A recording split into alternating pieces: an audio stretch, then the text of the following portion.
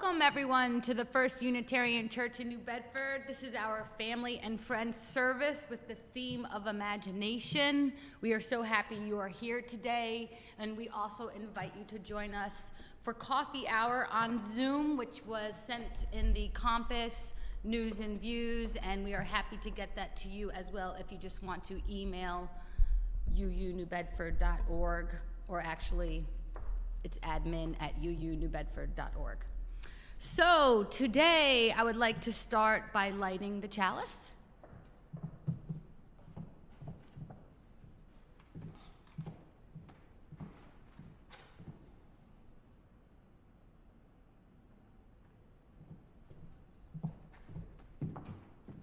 And the words are actually a hymn, and I just love it so much that I keep wanting to read it and share it with you.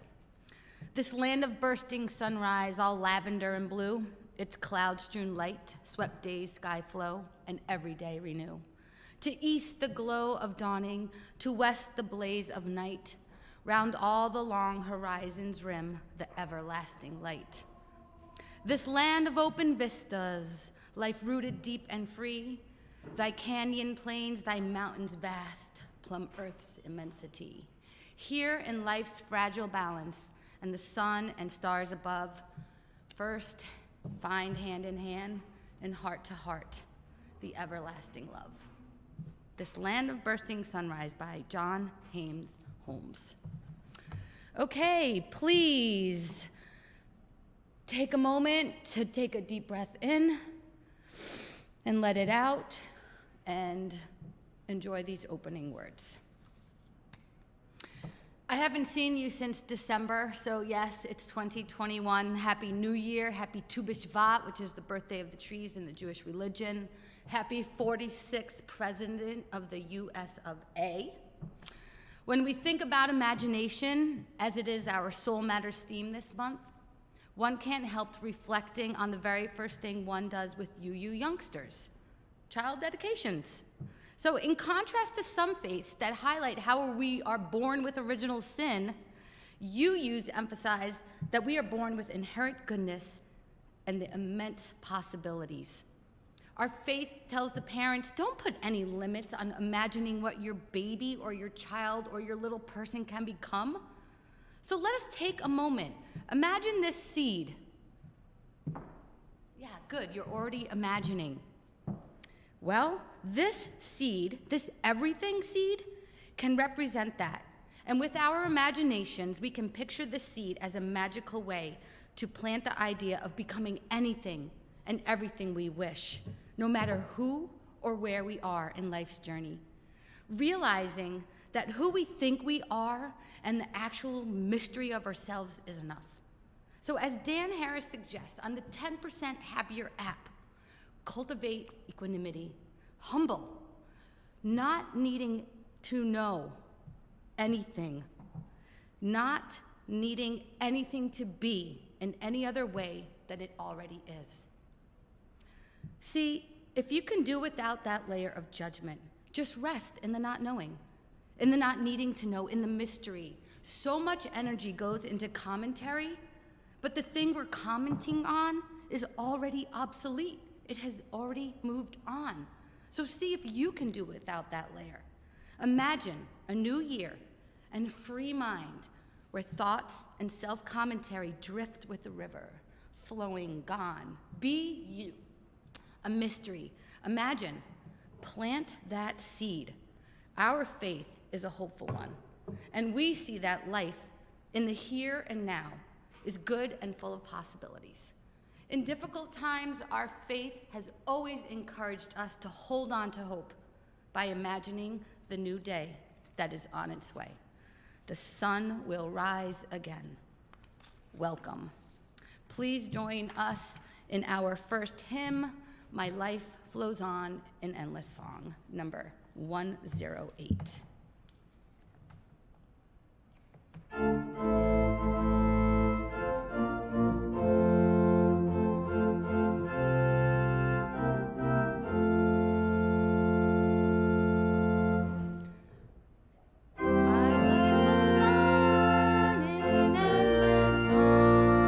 Above the clouds.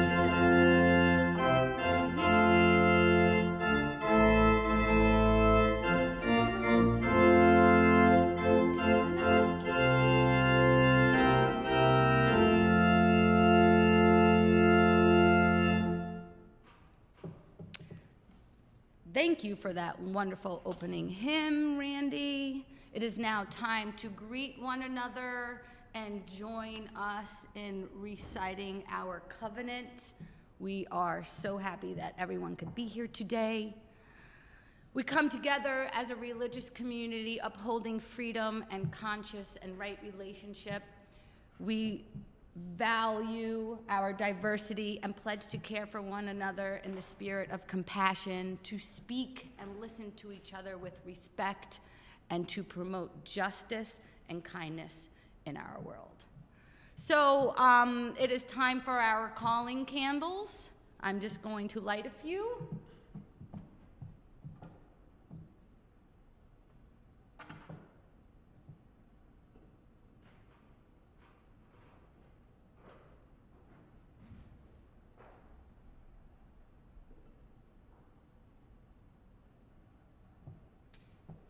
So I light these candles for my friend Tracy Solomon and her boys. Tracy did some poetry work and was published, and I think that's pretty cool and deserves a shout out. And I also want to give a shout out to Joe and his brother Jay as well, because I heard Joe was bullied in school. And so I'm lighting that candle for him and for all the people who were ever bullied, to make sure you tell your family or your friends how you're feeling and express yourself, because once you're bullied, that means we're all bullied, and we all need to stand together. So Joe and Jay, we light that candle because our community loves you and we care about you, and don't let those words get you. We got your back. So, yeah, those are good candles, and I also light the candles for all those things everyone wishes to share in their hearts, whether it's a joy or a concern or whatever it may be. So that brings us to our next part of our service, which is a story for all ages. And before I get to our book, I want to just remind you all of a few things about imagination. When it comes to imagination, we focus on imagining a better world. And who better to celebrate than Dr. Martin Luther King, Jr. Dr. King's words in his I Have a Dream speech can be revisited through the lens of today's climate with even more impact. And we need to work hard to end racism. And our faith has taken up this work and have called on us to build a world without racism. If you have a penny, which was minted, meaning made between 1959 and 2008, you should look closely because there's a building on the back. Do you know what building that is? Yep, you're right. That is the Lincoln Memorial. Have you been there? Well, soon enough you might be able to visit one day. Well, the Lincoln Memorial is actually the site where Dr. Martin Luther King Jr. gave his famous speech. It's also important to know that I have a dream and let freedom ring, while they might be the most familiar words, Dr.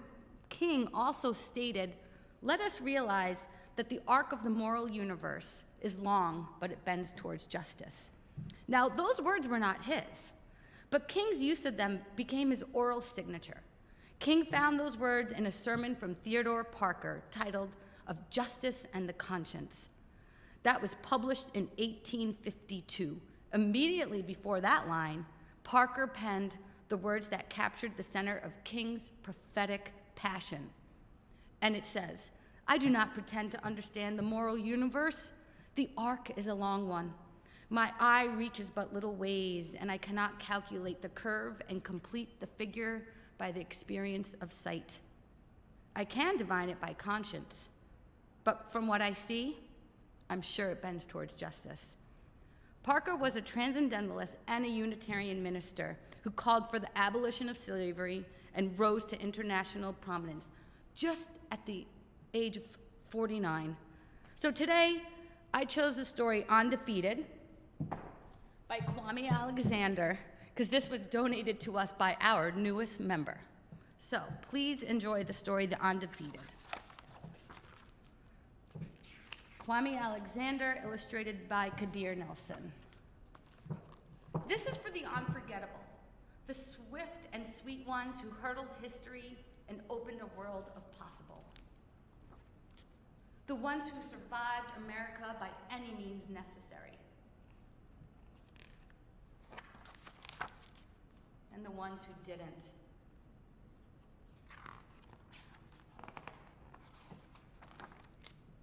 This is for the undeniable, the ones who scored with chains on one hand and faith in the other.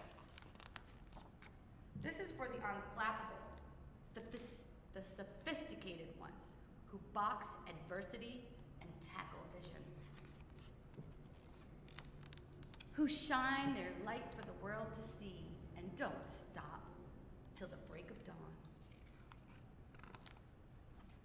This is for the unafraid, the audacious ones who carried the red, white, and weary blues on the battlefield to save an imperfect union. The righteous marching ones who sang, "We shall not be moved because Black lives matter." This is for the unspeakable.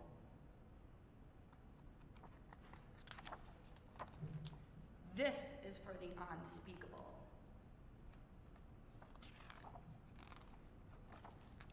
This is for the unspeakable.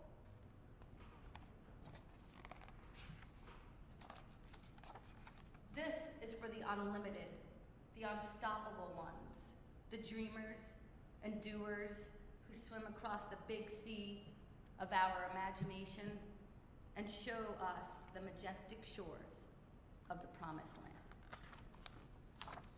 The Wilma Rudolphs, the Muhammad Alis, the Althea Gibsons, the Jesse Owens, the Jordans, the LeBrons, the Serenas and the Cheryls, the Reese Whitleys, and the undiscovered. This is for the unbelievable, the wee, real cool ones.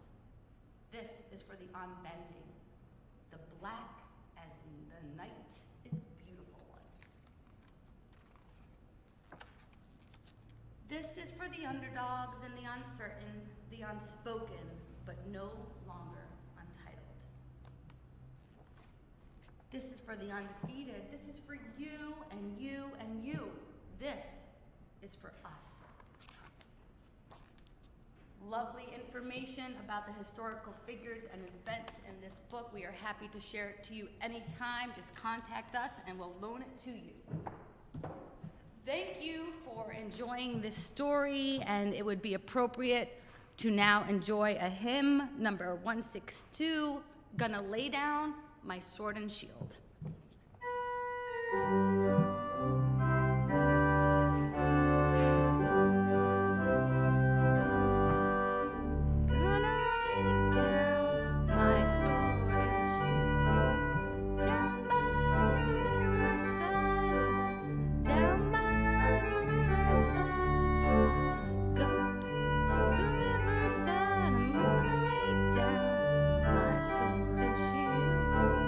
Down by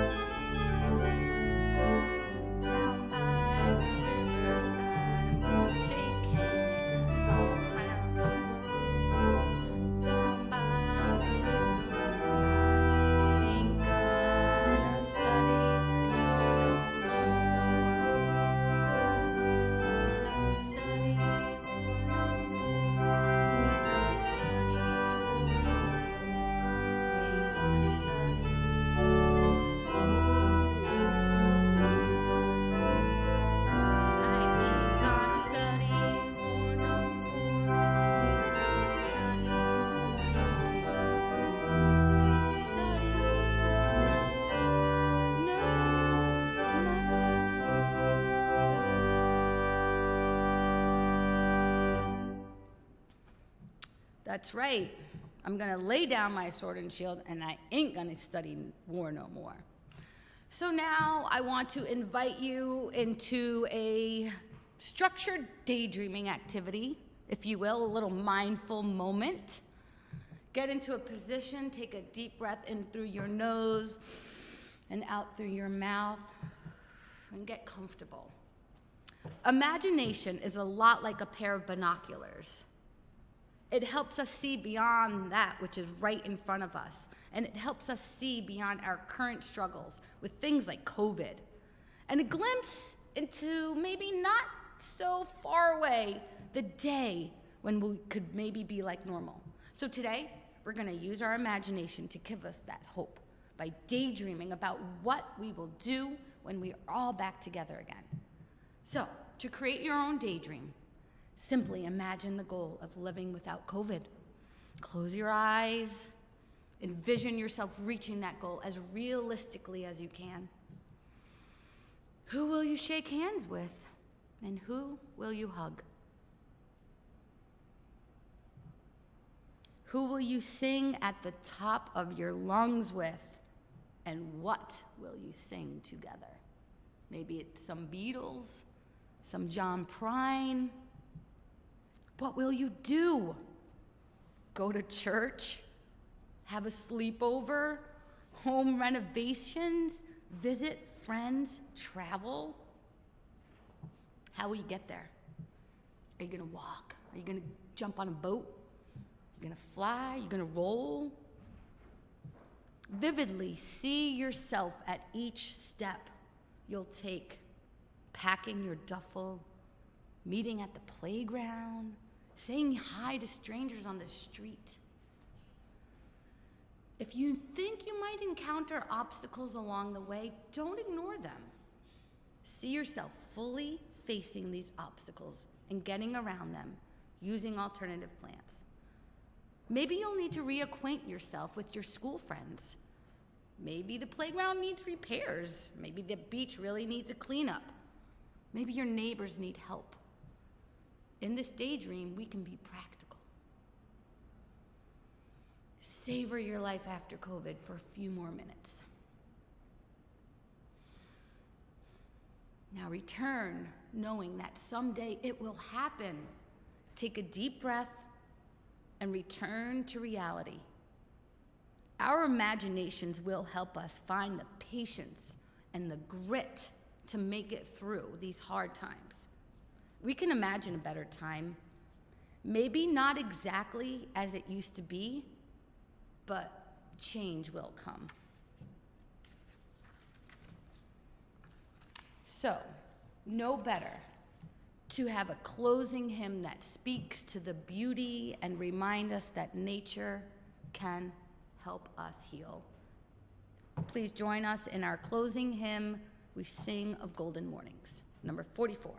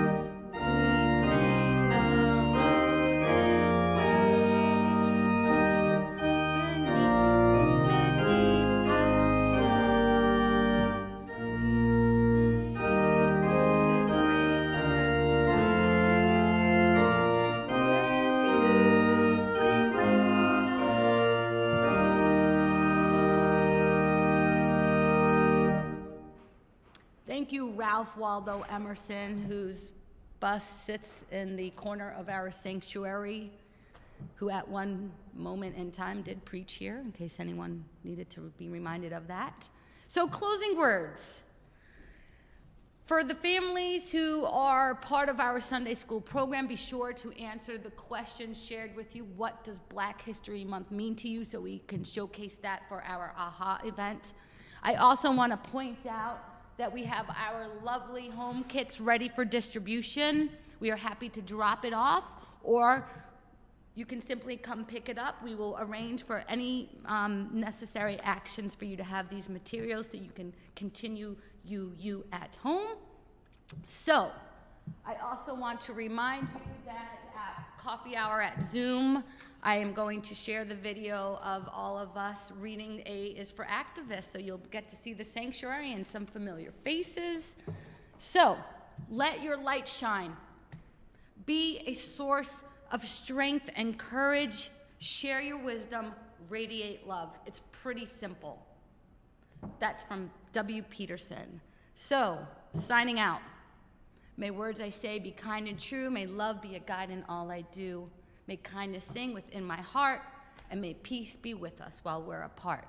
Please enjoy our postlude.